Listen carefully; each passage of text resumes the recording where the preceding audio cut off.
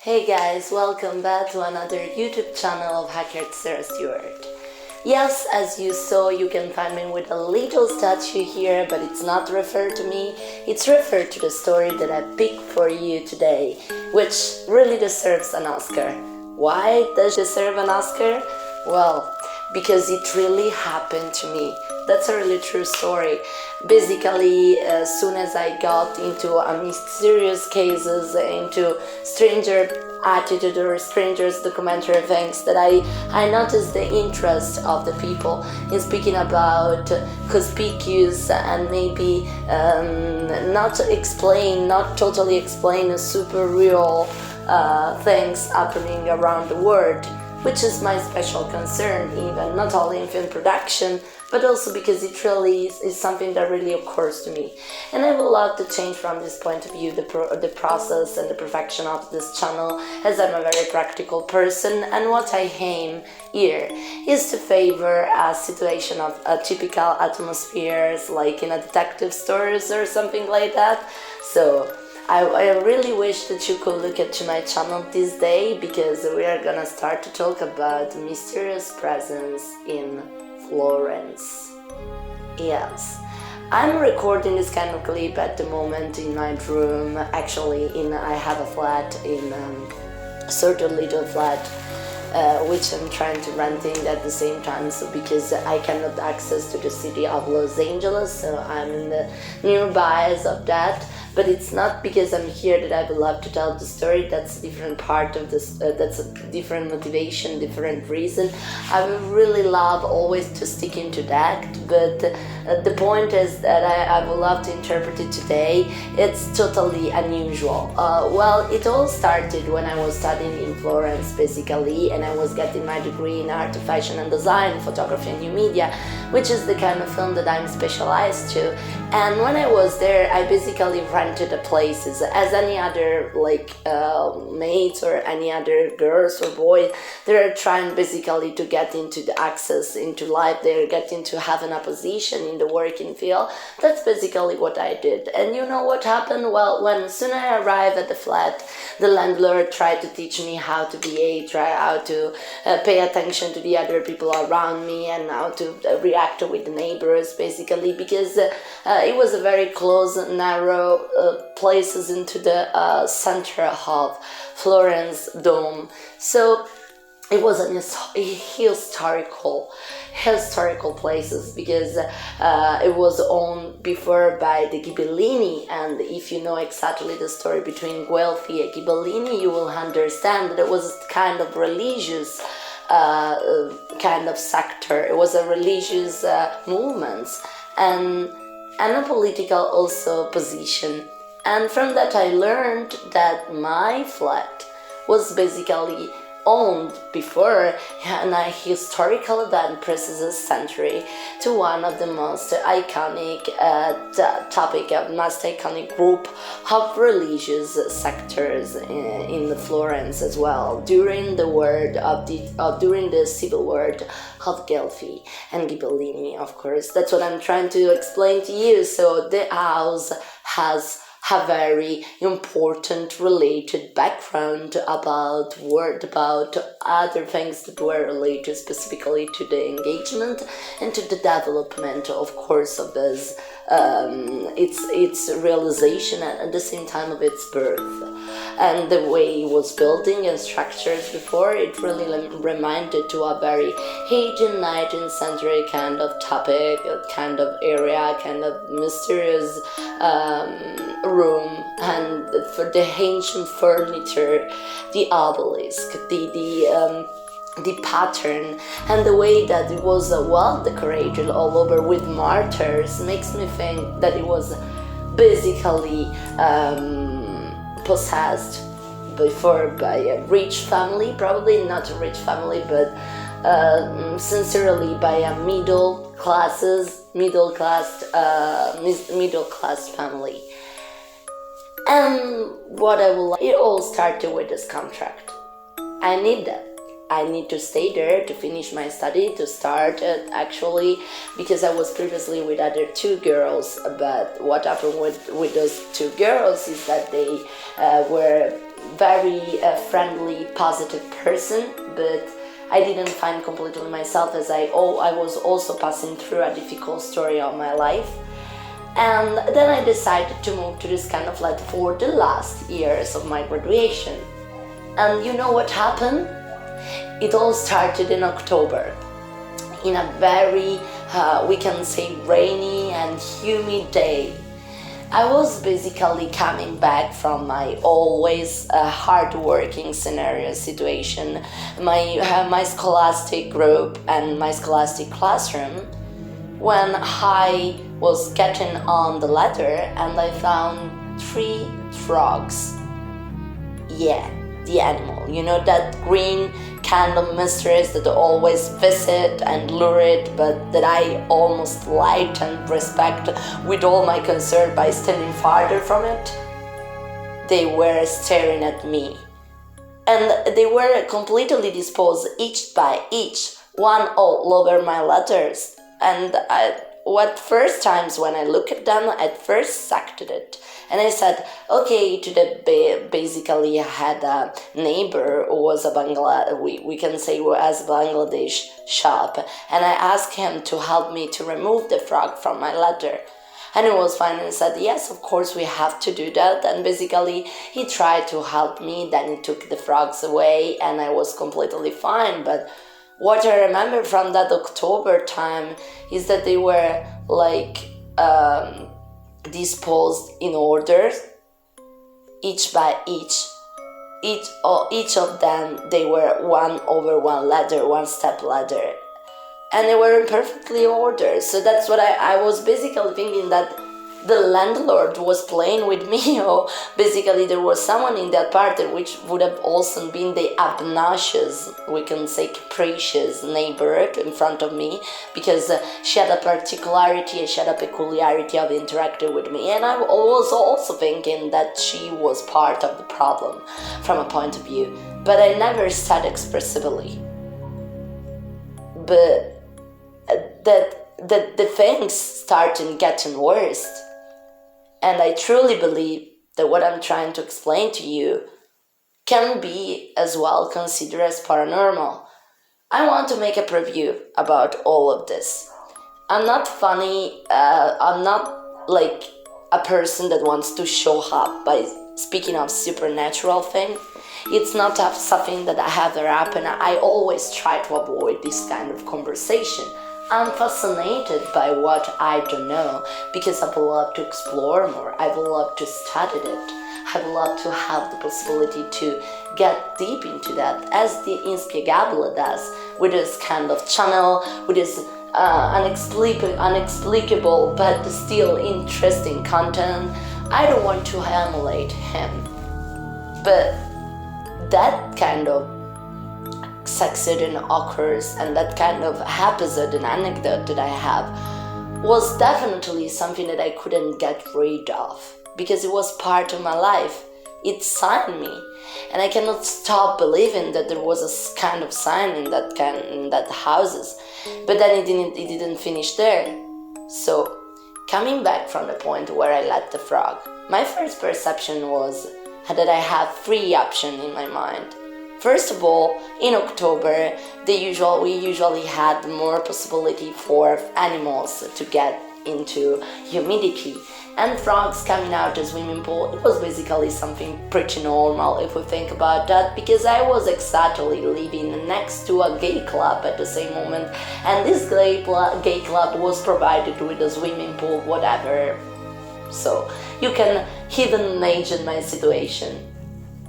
So I tried to just get rid of that kind of event and go on normally with my life. While I was living there, I started noticing that memory card of my SD camera were basically disappearing without any explanation.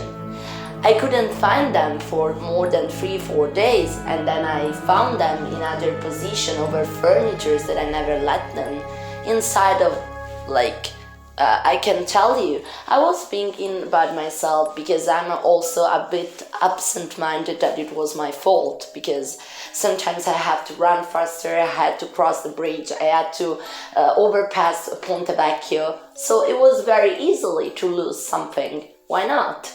But I'm always very peculiarly detailed on how I let my SD card, because it's some things that I personally use in my content also when I'm creating with YouTube. So I felt there was something strange in not finding that file in my wardrobe and in my personal furnitures in my houses. And there was something strange actually, because after a couple of days I found them again. Of course, not in the places where I let them, or where I thought that I was letting them. But since now there is not a big deal, it can happen, especially if you are busy with a lot of things during the day. And I just found them after 3 or 4 days in places where I didn't let them.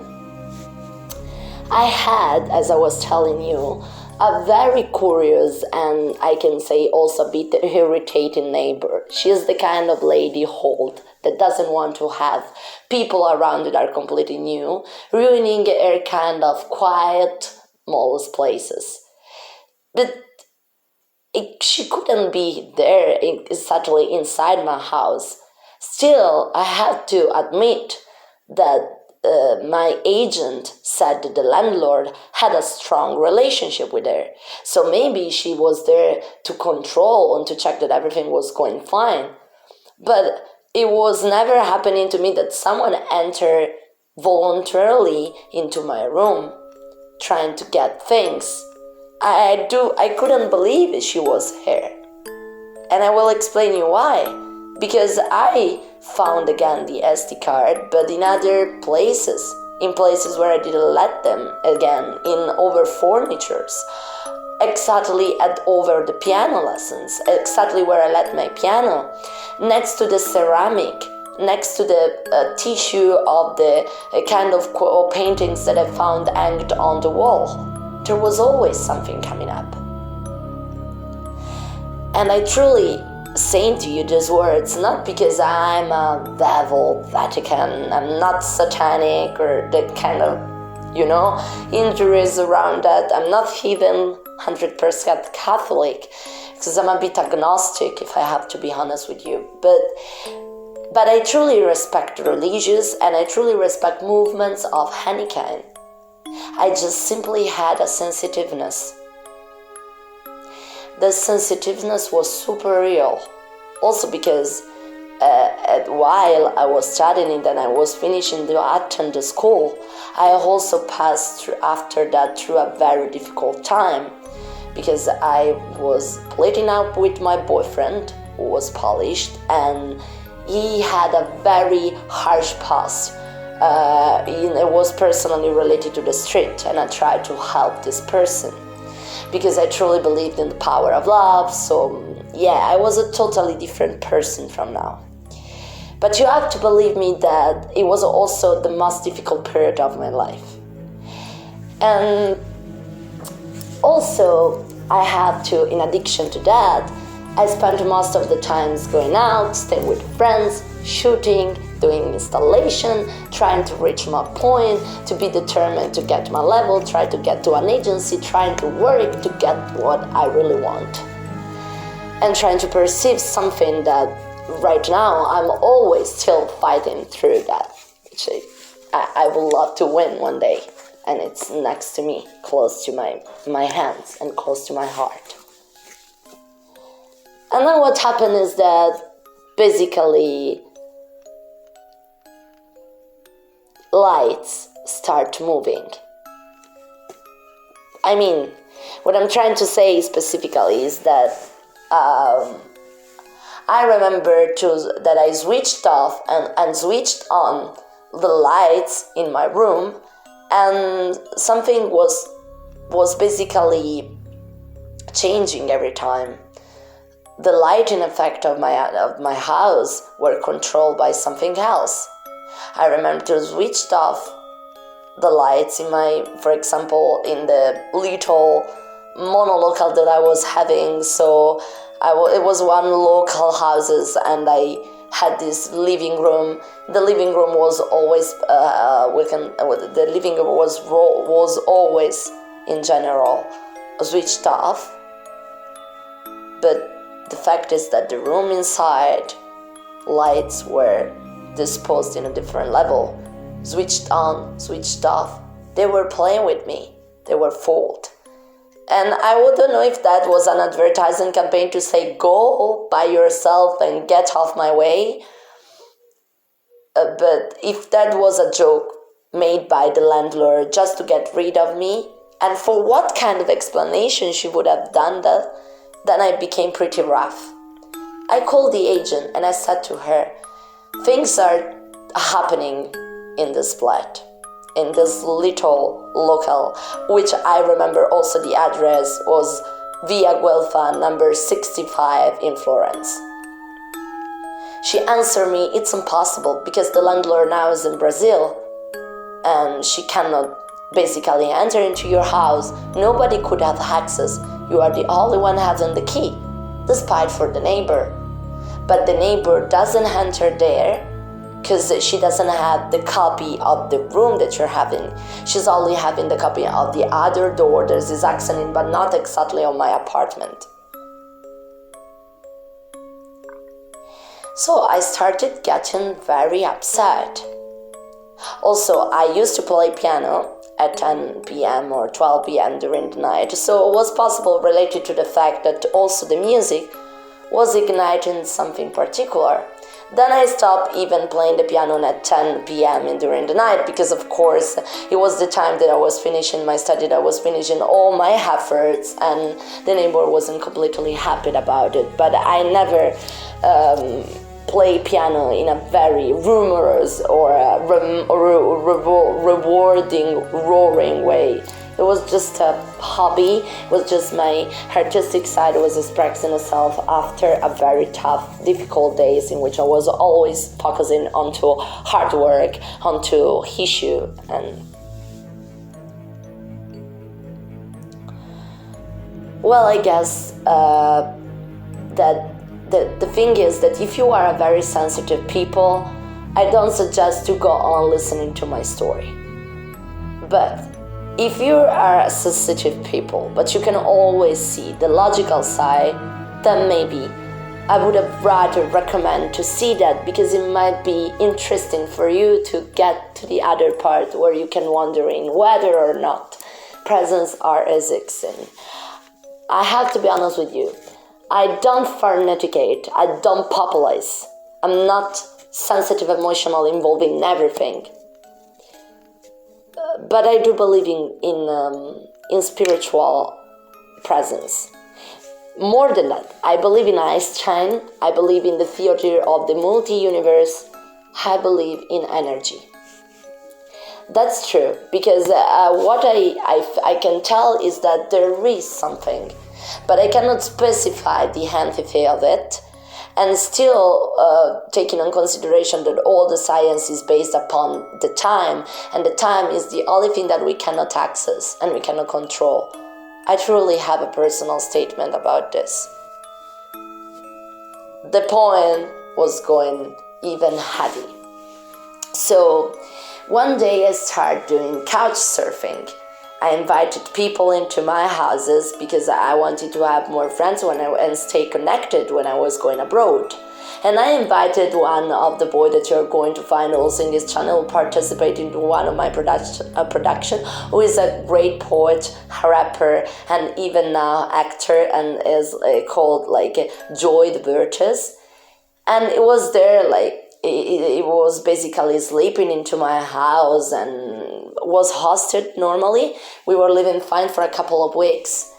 And it was coming from Holland exactly. I remember that night he told me to sleep into the living room, and I was sleeping into the other side of the bedroom, which I have a very spaced bedroom from which I made out a sort of studios for my personal photographic services, because it would have been impossible for me to exist also in the other flat, 3 a.m. in the night, he basically stood up from the room. He reached me in front of my bed, and he was staring at me completely straightforward, directly. During the night, he tried to wake me up, and I remember that I switched off that night. I was switching off the light also, because I don't switch off the light. It's something that I remained since I was little. I'm always comforted with myself by taking the light on, and sometimes I do switch off the light, but it also depends if I'm alone, or even if I'm alone but I'm very tired from that day because I work so much, then there's quite a possibility that I switch off the light. Not in that case.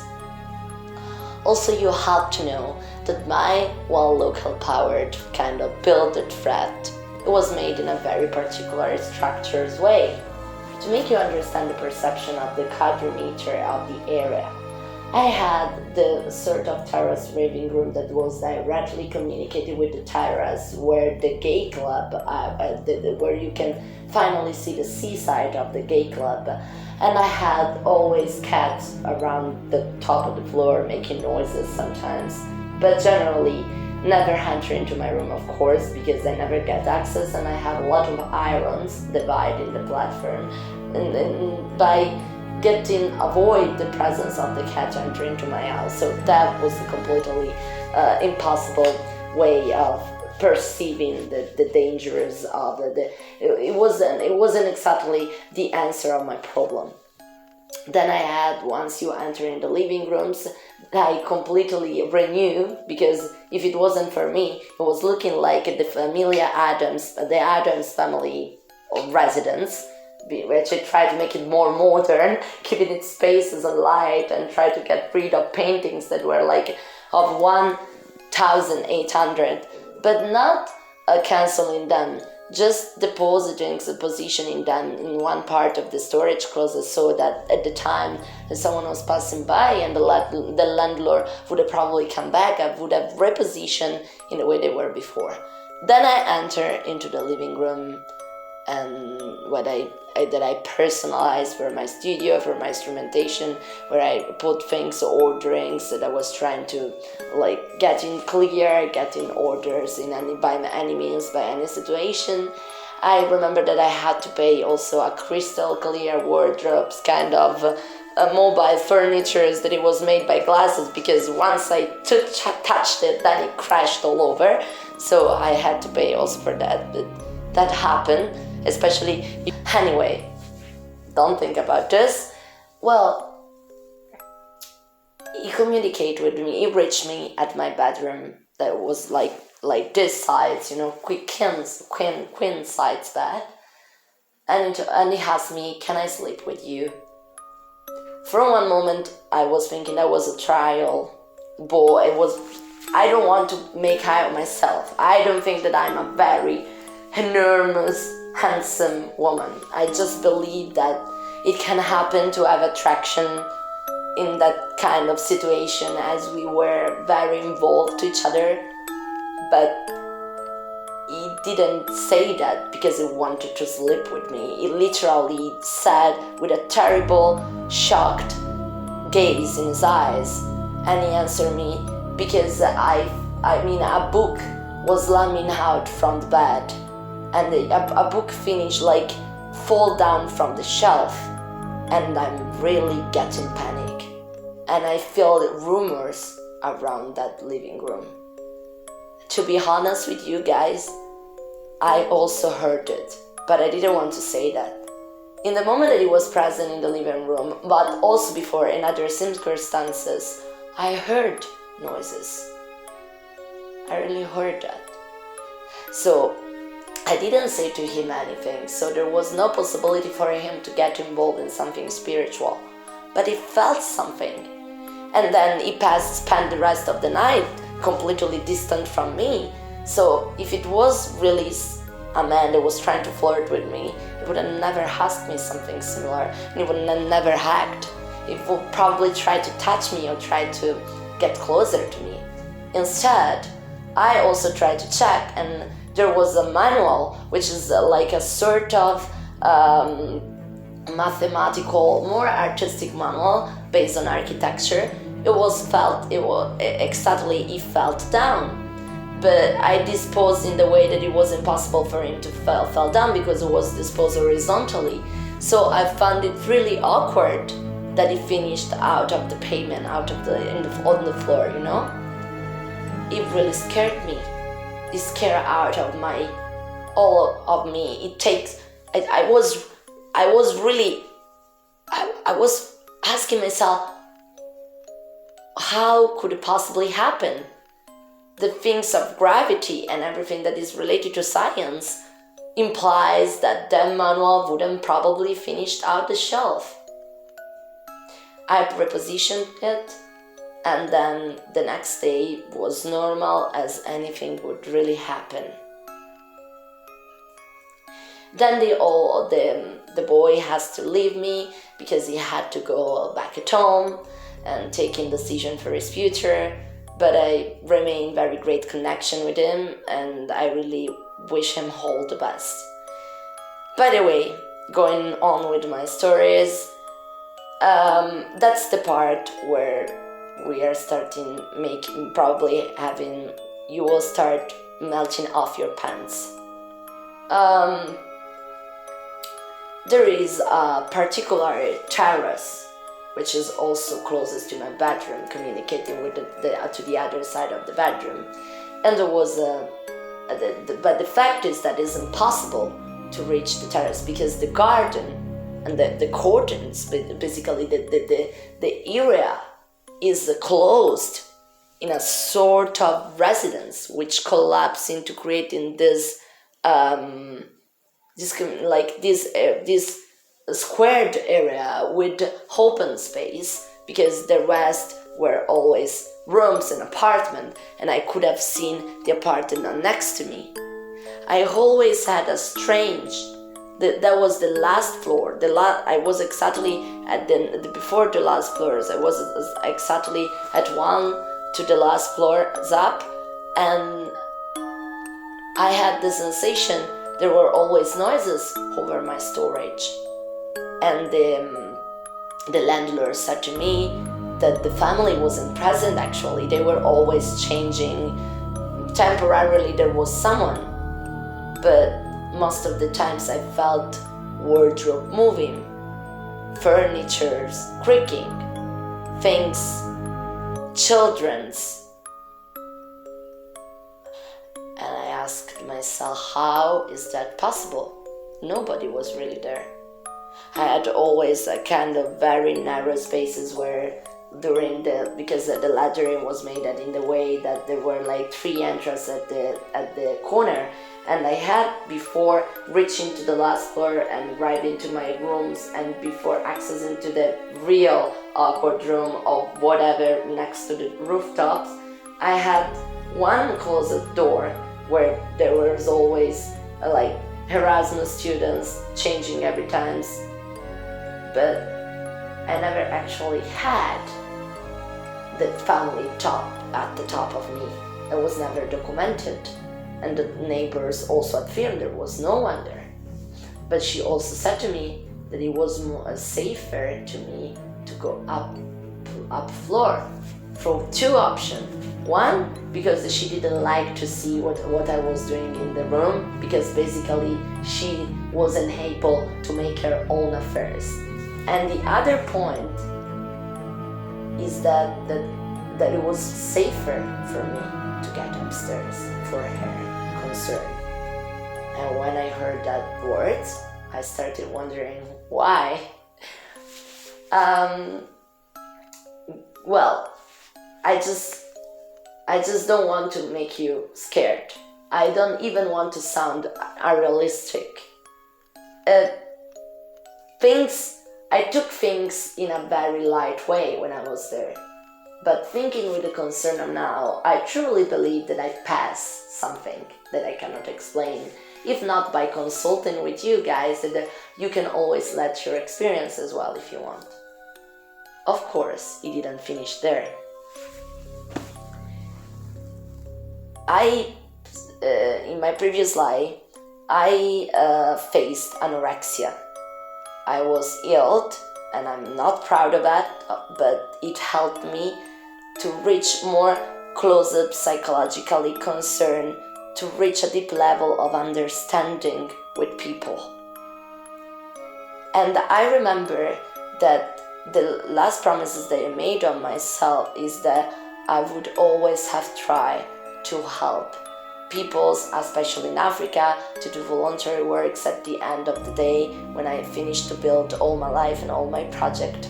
Because if I passed that ill, because something was ignited into me, and I was pure light when I saw that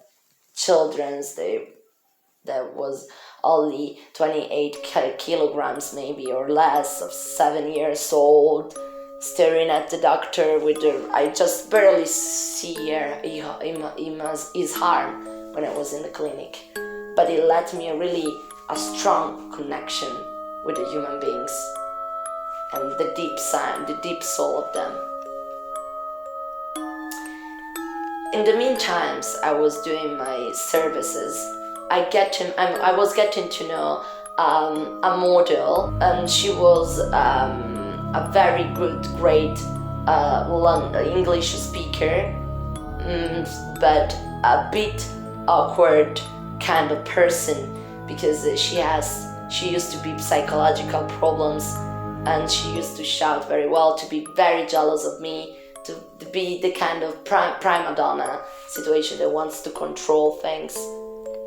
And I also think that she was attached and spoiled to me just only because I remained to her boyfriend, and I don't know if she had even a sort of, I don't think she was lesbian, but she had a strange attachment to me, like I was always there to solve their problems. And instead of keeping a very professional, mature relationship, she decided one day just to let me go, because she thought that I was trying to deliberately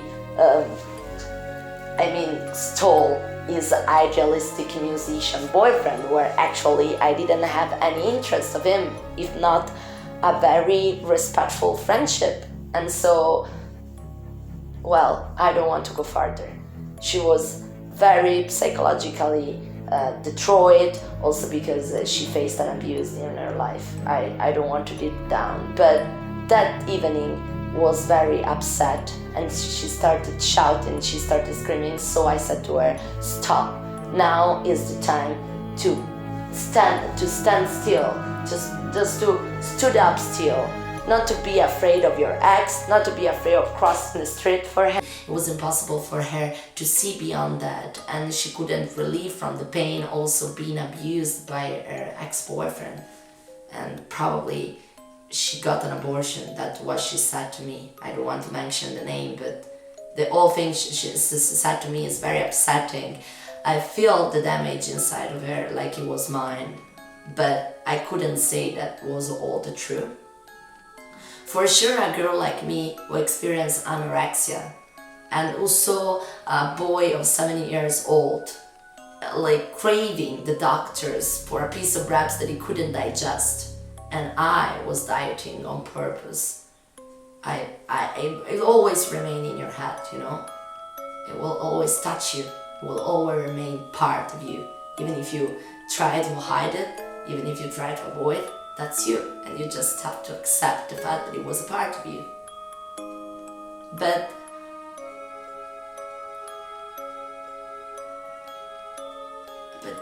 the fact is that that night I touched one chord of her, and she was trying to vent it off. All his emotion, or bursting, bumping, kind of reaction that she had. Then I encouraged her to get rid of everything, just to face the truth, just to stand up the next time and not be afraid of facing his ex-boyfriend he was finding him in the street. Not because that was pointless of blaming the other people and like acting like a self-esteem person, alert and luxurious, when in the end she was only broken inside. She couldn't keep a mature relationship with me and a professional one, even though I paid her a lot of money, and I paid it a lot of money, even though I didn't even for myself, I treated her very well. She was really she was really projecting with me.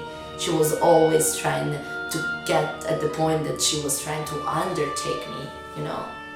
And then that day, I said to her, okay, we were standing in the living room. The light was switched on the other side of the bedrooms. I let the doors a bit slightly apart, slightly moved, slightly open. And then I said to her, I sat into the sofa.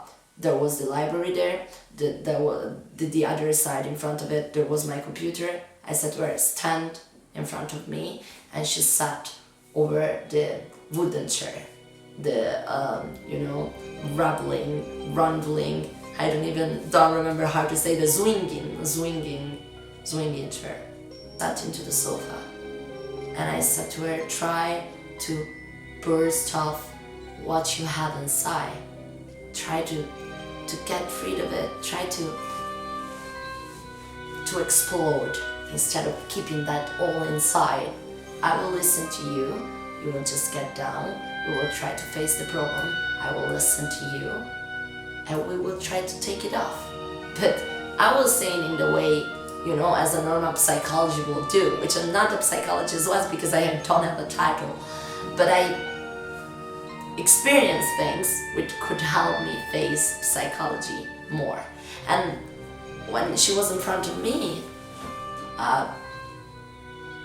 she started looking with her eyes, dark eyes, the red brown hair, and she looked at me very intensively, and at a certain point, while it was frenetically speaking to me, trying to get stressed and get rid and crying a little bit, I saw that their faces was melting like this. I saw a dark shadow like melting down her face and make it look like I was staring to a demonius or something. And then I felt the sensation while she was speaking that at first was putting me attached to the sofa and I couldn't react. And even I felt the sound and the volume of what she was saying was collapsing, was really getting down the level. And I realized in that moment that what was happening, it was real, because I had the scientific and the physical sensation, the sight, the volume of my earrings, of my hair, the tension of something that it was putting down the sofa. I was not sleeping, I was not in a REM situation.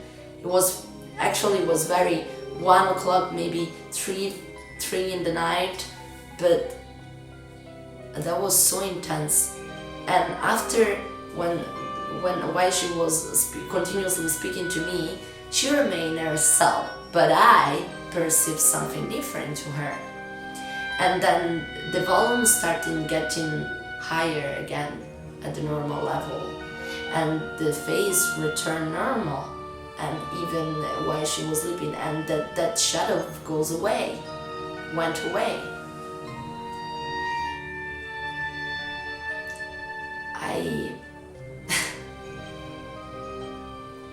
You cannot imagine how it feels to like it was an ictus or something, like I was taken away for a moment. But maybe I was also a bit like to be skeptical, to be at the skeptical side. I was also influenced by her emotion because I'm more emphatic than her. But she had something inside, or I had something in my house. The next day, she wrote to me at the chat or WhatsApp and she said to me, Sarah, what have you done? I'm feeling better than anyone else in my life. It's the first time in my life that I can actually smile for real. I feel so alive thanks to you. What have you done? And I was like, if you only could have seen what I saw yesterday. And she said to me, really? But what do you have? I don't know what I had. And guys, I have nothing more to explain. What happened there was something really inexplicable from a variety point of view. Something that we cannot have access to.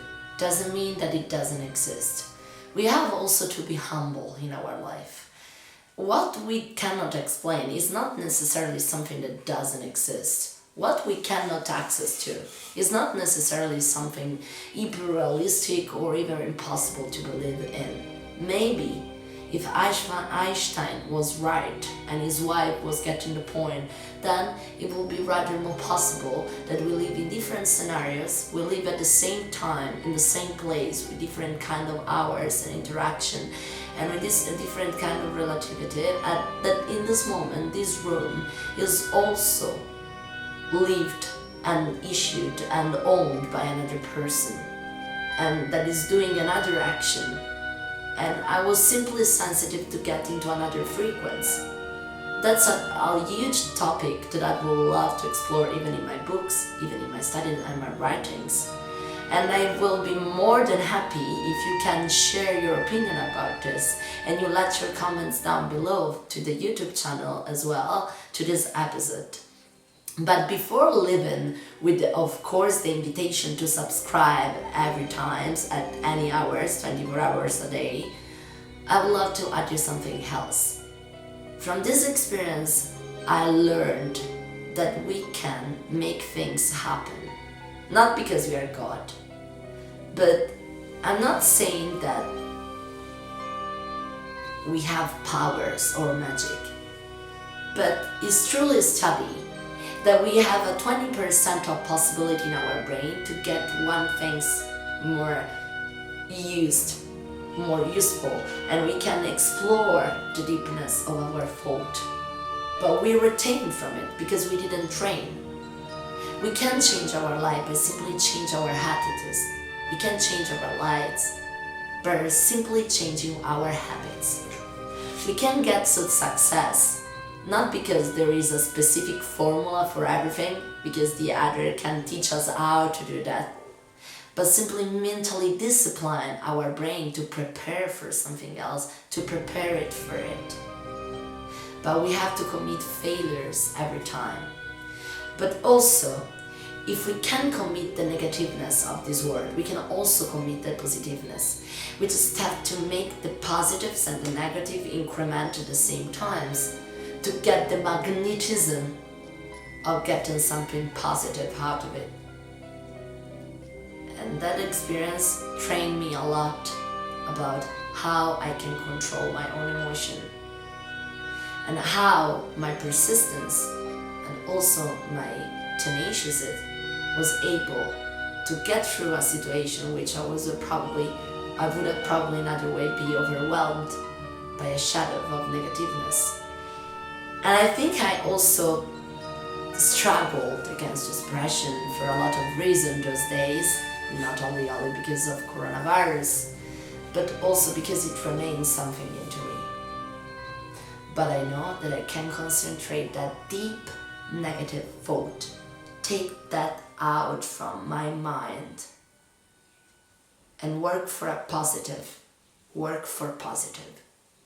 and take that positive into me as a magnetism by just only crossing the street. So, before going out and make that little change to your routines that can turn into positiveness, just subscribe as first rule habit.